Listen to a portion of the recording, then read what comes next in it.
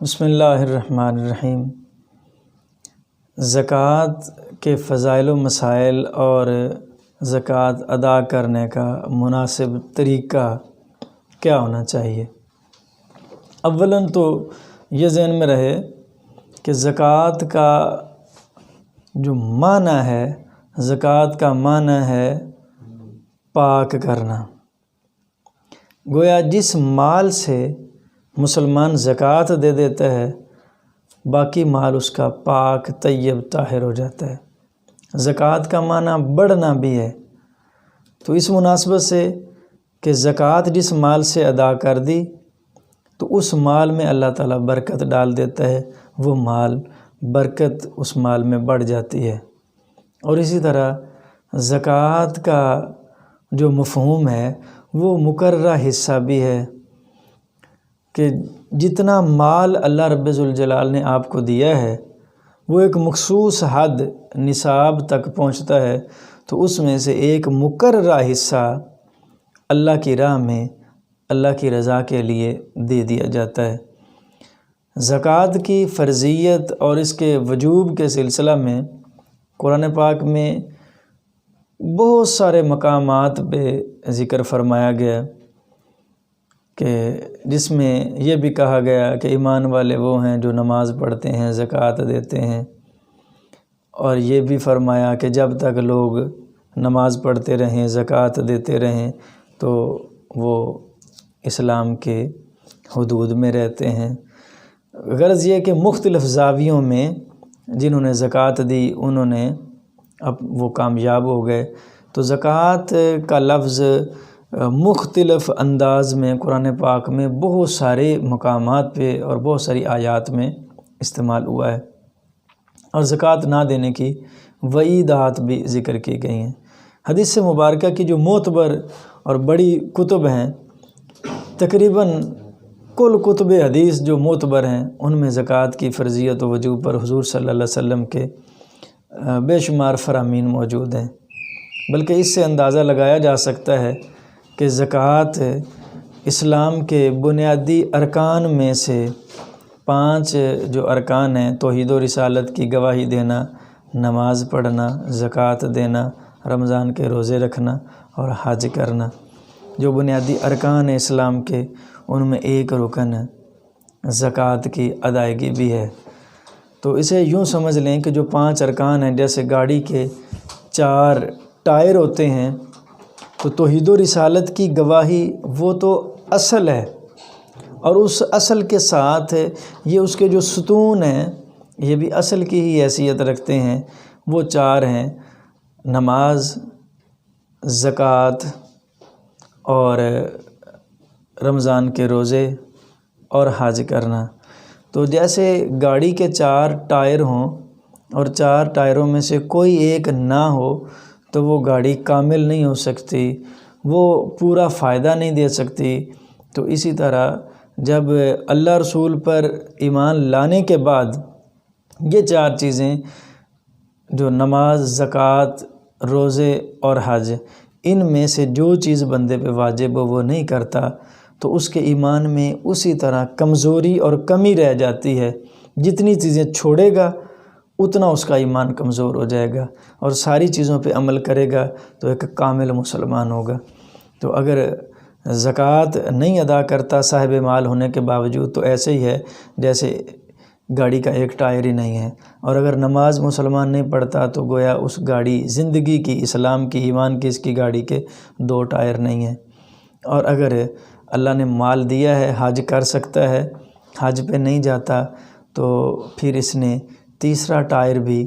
ضائع کر دیا ہوا ہے۔ اور اگر رمضان المبارک آیا، روزے نہیں رکھے، یعنی نہ نماز پڑھتا ہے، نہ روزے رکھتا ہے، نہ زکوٰۃ دیتا ہے اور نہ حج کرتا ہے، اور کلمہ گو مسلمان ہے، تو اس کے ایمان کی گاڑی کو یوں ہی سمجھ لیا جائے جیسے بغیر ٹائروں کے گاڑی ہے۔ ایک وجود ہے گاڑی کا، یہ اپنے آپ کو مسلمان کہتا ہے، اپنے آپ کو مسلمان سمجھتا ہے، لیکن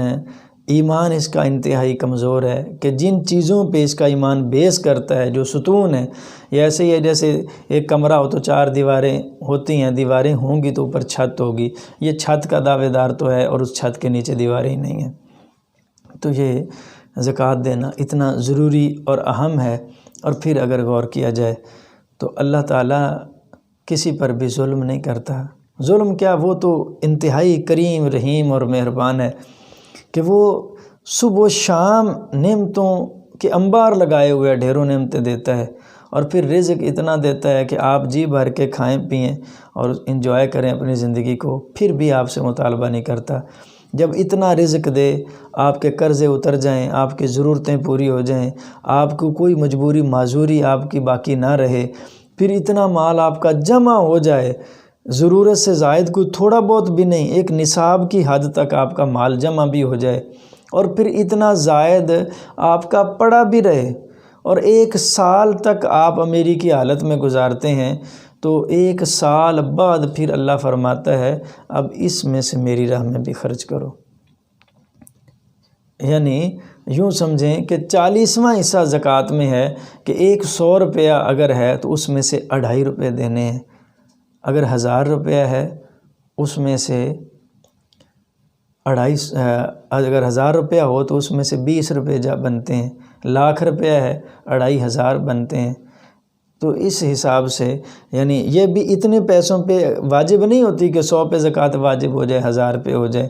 بلکہ 52.5 تولے چاندی کی قیمت کے برابر اگر آپ کے پاس مال جمع، اور یہ 1 سال پہلے سے آپ کے پاس جمع ہے، تو پھر زکوٰۃ واجب ہوتی ہے۔ دیکھیں اللہ کی کرم نوازیاں کتنی ہیں، اس کی مہربانیاں کتنی ہیں، وہ کتنا مہربان ہے، آپ کی ضرورتیں بھی پوری کی، آپ کی مجبوریاں بھی دور کر دیں، آپ کو زائد مال بھی دے دیا، اور یہ بھی نہیں کہ آج آپ کے پاس کچھ زائد پیسہ جمع ہوا تو فوراً کہہ دیا اتنے تیرے پاس زائد پڑے ہیں اس میں سے ادا کرو، نہیں، پھر فرماتا ہے یہ زائد تیرے پاس پڑے رہے ہیں، تیری ضرورت سے زائد ہیں، درمیان سال میں کبھی کمی بیشی ہو بھی جائے، کبھی زیادہ ہو گئے کبھی کم ہو گئے، بشرطے کہ 0 پوائنٹ پہ نہ آئیں، یا مائنس میں نہ، مقروض نہ ہو جائیں، مائنس میں نہ چلے جائیں۔ اگر مائنس میں چلے گئے، ایک وقت میں آپ کے پاس 5 لاکھ 10 لاکھ روپے ہے، پھر ایک وقت آیا کہ آپ مقروض ہی ہو گئے یا آپ 0 پہ چلے گئے، تو پھر بھی وہ کہتا ہے کوئی بات نہیں، کوئی زکوٰۃ نہیں تجھ پہ، وہ اتنا مہربان ہے کہ ایک مرتبہ آپ غنی ثابت ہو گئے، صاحب نصاب ثابت ہو گئے، اور پھر اس وقت سے لے کے مزید 1 سال بعد تک درمیان میں جب آپ 0 پہ نہیں آئے یا مائنس میں نہیں گئے، بڑھتے کم ہوتے رہے ہیں، اور سال بعد بھی آپ اسی طرح صاحب نصاب ہیں، تو پھر وہ رب کہتا ہے یہ اب تیرے پاس کل بچا ہوا ہے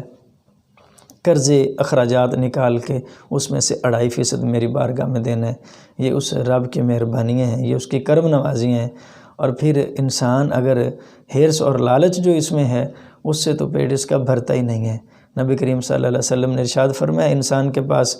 ایک وادی ہو، بلکہ حضور نے فرمایا مجھے اس بات کا خوف نہیں ہے کہ تم فقیر مسکین اور غریب ہو جاؤ گے، خوف اس بات کا ہے کہ تم دنیا میں رغبت کر جاؤ گے جیسے پہلے لوگ دنیا میں رغبت کر گئے، اور جیسے وہ ہلاک ہو گئے اسی طرح تم بھی ہلاک ہو جاؤ گے۔ صحابہ نے عرض کی حضور اگر یہ فقر اور غربت نہیں ہوگی تو پھر تو اچھا ہے، ہم صاحب مال ہوں گے تو عبادت ریاضت میں زیادہ ہماری توجہ آ جائے گی۔ تو آپ صلی اللہ علیہ وبارک وسلم نے فرمایا ایسا نہیں ہوگا، جتنا مال زیادہ ہوگا، ایک سونے کی وادی اگر کم بندہ مالک ہوگا تو پھر چاہے گا کہ ایک وادی اور ہوتی، 2 وادیوں کا مالک ہو جائے گا تو پھر چاہے گا کہ کاش ایک وادی اور ہوتی۔ پھر حضور نے فرمایا انسان کا پیٹ مٹی کے سوا کوئی چیز نہیں بھر سکتے۔ تو جیسے دیگر ہمارے معاملات میں ہمارے ایک دوسرے پہ حقوق و فرائض ہیں، اسی طرح اللہ کا بھی حق ہے ہم پر، اور مال کے اعتبار سے حق یہ ہے کہ ہم اس کی راہ میں خیرات کریں، اور بالخصوص زکوٰۃ واجب ہو تو کبھی بھی اس میں کوتاہی نہ کریں، زکوٰۃ کی ادائیگی کریں۔ بلکہ زکوٰۃ نہ دینے والوں سے متعلق حدیث مبارکہ کا مفہوم ہے کہ آخرت میں ایسے لوگ بھی لائے جائیں گے،